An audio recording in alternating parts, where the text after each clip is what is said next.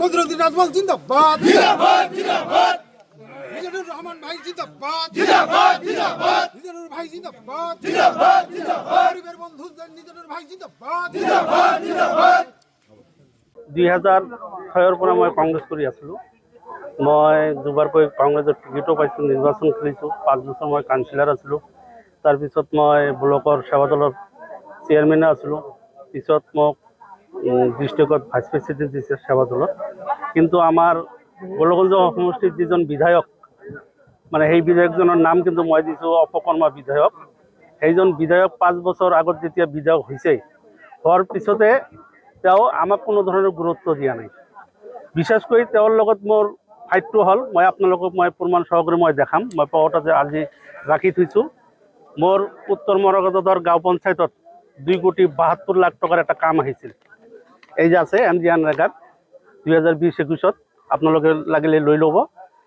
কামটো তেওঁক যে অপেনিং কৰা হৈছে ইয়াতে, আপোনাৰ 3600 পল আনি কাম অপেনিং কৰি 3600 পল নদীত পেলোৱা হৈছে। পেলোৱাৰ পিছত তেওঁ ঠিকাদাৰক ফোন কৰি কমিশ্যন বিচাৰিছে। 30% তেওঁৰ কমিশ্যন লাগে। ঠিকাদাৰে তেতিয়া সেই কমিশ্যন কৈছে যে মই কমিশ্যন দিলে সেই কাম মই কৰিব নোৱাৰোঁ। ঠিকাদাৰে কাম বাদ দি গুচি গৈছে। সেইটো লৈ আমি বহুত দৌৰা দৌৰি কৰিছোঁ। তেওঁৰ কিছু সংগপংগ গংগাধৰত লগাই দি ফটো তুলি ভুটভুটি লৈ ফটো তুলি ডিচিত তাত ছাবমিট কৰিছে যে গংগাধৰ নদী এতিয়া নাভাঙে, এইটো কাম হ'ব নালাগে। আপোনালোকক মই প্ৰমাণ সহকাৰে দি দিম। ইয়াতে 2,72,00,000 টকাৰ কামৰ ইষ্টিমেট ইয়াতে আছে। আপোনালোকে কম্পিউটাৰত মাৰিলে এতিয়া ওলাই যাব। আপোনালোকে লাগিলে এইটো লৈ যাব। সেইকাৰণে মই আজি কংগ্ৰেছ দল ত্যাগ কৰিব লগা হৈছে। এনেকুৱা অপকৰ্মা বিধায়ক আমি ভোট দি আমি 5 বছৰ আৰু ভৱিষ্যত নষ্ট নকৰোঁ। কাৰণ নিজৰো ভৱিষ্যত নষ্ট, লগতে ৰাইজৰো ভৱিষ্যত নষ্ট। গতিকে আমি এইবাৰ নিজানুৰ ভাইৰ লগত মানে আমি আছোঁ। মই তেখেতৰ ইয়াত সন্তুষ্ট হৈ মই আজি UDF দলত যোগদান কৰিলোঁ। কিমানজন ভোটাৰ লৈ আজি চাওক, মই কাকো ফোন কৰা নাই, কাকো মই মাতাও নাই। সিহঁতে খবৰ পাইছে, কেম্পিঙো কৰা নাই। মই কোনোদিন কেম্পিঙো কৰা নাই। আজি তেখেতে খবৰ পাই নিজে নিজে আহি 100ৰ ওপৰত মানুহ যোগদান কৰিছে। আৰু মোৰ বড়বালাচৰ মোৰ যিটো ৱাৰ্ডটোৰ মই 700জন ভোটাৰহে আমি এইফালে আছোঁ। আৰু বাকী মোৰ 1500 ভোটাৰ নদীৰ সিফালে আছে। আমি 2-1 দিনৰ মানে ভিতৰত প্ৰাৰ্থীৰ লগত আলোচনা কৰি সিফালেও আমি মিটিং আমি দিম। আৰু সিফালেও যিমান মোৰ ভোটাৰ আছে সকলোৱে এই দলত যোগদান কৰিব। তেওঁক বড়বালাচৰৰ পৰা তেওঁক নীল কৰি দিম। মই যোৱা পঞ্চায়ত নিৰ্বাচনত মই ফেচবুকত লিখিছোঁ, আপোনালোকে চাইছে যে পাগলাহাট জিপি তেওঁক নীল কৰিম, বড়বালাচৰত তেওঁক নীল কৰিম, নীল কৰিছোঁ। এই বুলিও আমি কৈ আছোঁ তেওঁক বড়বালাচৰত তেওঁক নীল কৰি দিম। তাৰ বাক্স নীল যাব। তেওঁৰ দম নাই, বড়বালাচৰত তেওঁ মিটিং কৰে। প্ৰায় 100ৰ ওপৰত মানুহ জইন কৰিলে লোহাজানী ইউনিটত। আমাৰ লগতে এজন আমাৰ প্ৰাক্তন কাউন্সিলৰ ইয়াত জইন, খাইৰুল ভাই ইয়াত জইন কৰিছে। আৰু লগতে তেখেতে আৰু কংগ্ৰেছৰ এটা মেজৰ পৰ্টফলিঅ' আছিল, ডিষ্ট্ৰিক্ট সেৱা দলৰ ভাইচ প্ৰেচিডেণ্ট আছিলে। তেওঁক ভাল লাগিছে। লোহাজানী এইটো দুৰ্গম আৰু ভিতৰুৱা অঞ্চল। আৰু জিপিখন আগত এটা জিপিত আছিল, বৰ্তমান বেলেগ পাগলাহাট জিপিৰ লগত। মানে ইয়াত এইটো অন্যায় হৈছে ডেলিমিটেশ্যনত, মানে নদীৰ ইফাল সেই মানুহখিনি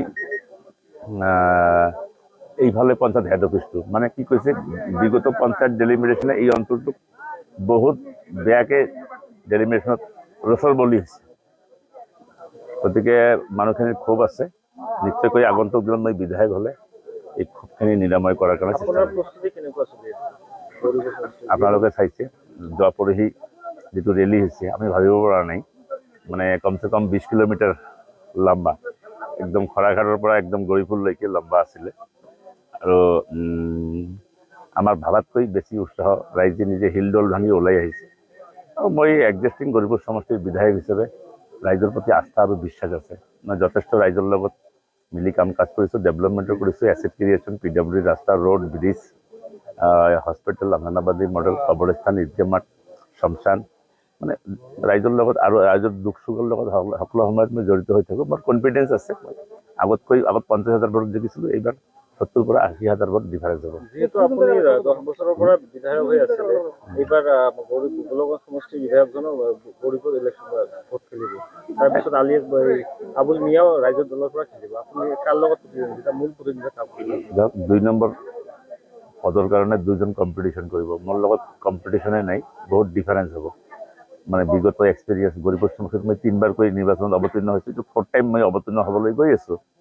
যিটো মোৰ ভোটাৰৰ লগত যিটো মোৰ সম্পৰ্ক, মোৰ আইডিয়া আছে। কোনোবা ZPC লুজাৰ হয়, কেতিয়াও মেম্বাৰ হৈ পোৱা নাই, এনেকুৱা মানুহো ইলেকশ্যন খেলি আছে। আৰু কোনোবাই মহাগঠবন্ধনৰ জৰিয়তে প্ৰথমবাৰৰ কাৰণে আমিও সহযোগ কৰি এইখন সমষ্টিত বিধায়ক বনাইছিলোঁ। আৰু চাৰ্টেনলি ইয়াত যিটো মই এণ্টি ইনকাম্বেঞ্চি গম পাইছোঁ, তেখেতসকলে ৰাইজৰ আস্থা জিনিবলৈ সক্ষম হোৱা নাই। আৰু আমাৰ গৰিপুৰ সমষ্টিত তেনেকুৱা আমাৰ পজিশ্যন নহয়। তেনেকৈ কোৱাৰো ঠিক নহ'ব, এইটো উপহাসমূলক কাকো মই উপহাস নকৰোঁ। তেখেতসকলে মোৰ পৰা বহুত দূৰত থাকিব। কম্পিটিশ্যন হোৱা নহয় কথাটো, আল্টিমেটলি ছেকেণ্ড পজিশ্যনতো পজিশ্যনে আৰু ডিফাৰেঞ্চটো বহুত থাকে। যোৱাবাৰ যদি বনেন্দ্ৰ কুমাৰ মছাহাৰী মোৰ লগত 50,000 ডিফাৰেঞ্চ আছিলে, এইটো ছেকেণ্ড পজিশ্যন নহয় নেকি? 3,10,000 ভোটাৰ আছে গৰিপুৰ সমষ্টিত, একদম সুদূৰ কেজাইকেটা বিলাসীৰ পৰা লৈ কেনে একদম আমাৰ ছাগলীয়ালৈকে, বিদ্যাদেৱৰী কাইমাটিলৈকে, ইফালে শ্ৰীৰামপুৰৰ বাগডোখৰা কাছাৰী গাঁৱলৈকে ডাঙৰ সমষ্টি। নিশ্চয়কৈ সমষ্টি বহুত ডাঙৰ হৈছে। অসমৰ ভিতৰত ছেকেণ্ড লাৰ্জেষ্ট ভোটাৰ থকা সমষ্টি। কেতিয়াও এটা ডাঙৰ সমষ্টি ৰিপ্ৰেজেণ্ট কৰাটো বহুত কষ্টকৰ হ'ব। ন' ডাউট এক্সপিৰিয়েঞ্চ আছে, ট্ৰাই কৰিব।